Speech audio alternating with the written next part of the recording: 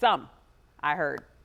Well, yeah, we had some afternoon storms. No surprise there. We're talking about on Good Morning Jacksonville all week long. We said watch out on Saturday. We'd see some increase in storms. Now today, once again, we're still in that pattern where we're going to have the heat, the intense heat, and then we have the scattered afternoon storms. So speaking of plans, we do have that weather impact alert. Okay, so as a result of some of those plans that need to be adjusted, and like yesterday, it could be some 2-3 hour rains, some slow moving storms. So we're just enjoying our beautiful sunrise here at 6:33, and yeah, very excited about getting some of that beach time in earlier rather than later, because later that's when our storms really fire up across the first coast. But right now, from Duval to St. John's to Lake City, quiet. But here's the pattern. Yep, we've got the storms along the Gulf Coast, and it's that westerly breeze, the west wind 10 to 15, that's going to bring in the storms as we head into this afternoon as those storms move from west to east. Now we take a look at the current temperatures.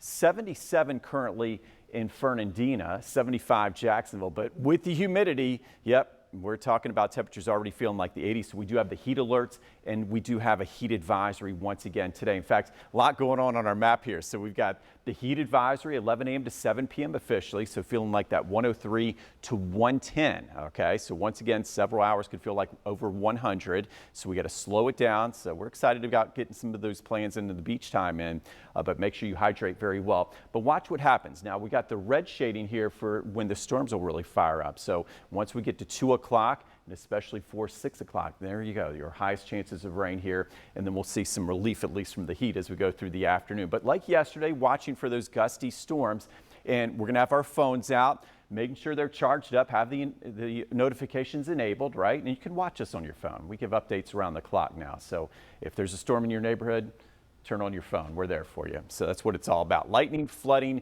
wind gusts of 40 to 60 miles per hour is our main impacts today and tomorrow. I've got the window at 2 p.m. to 8 p.m. tomorrow, maybe a little bit earlier. Okay, we'll continue to keep you updated on the timing tomorrow. Here's what I'm talking about. Now today, everything's on track. Quiet start. Once we get to 2:30, we'll have plenty of heating, plenty of showers and storms start to fire up. Okay, not just to the west, but along the I-95 corridor here.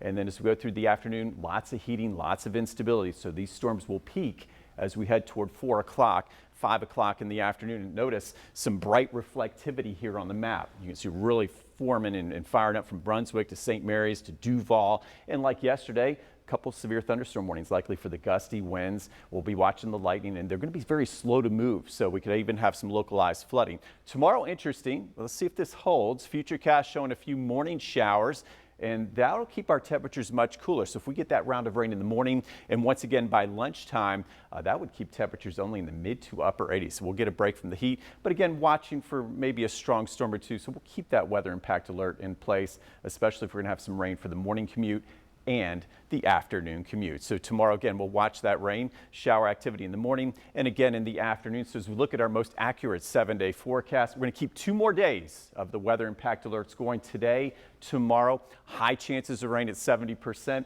Oh, so we've got the buddy check 12-day today, right? And then as we go into those temperatures down into the 80s for Monday, back where we should be on Tuesday, a nice summer day with fewer storms.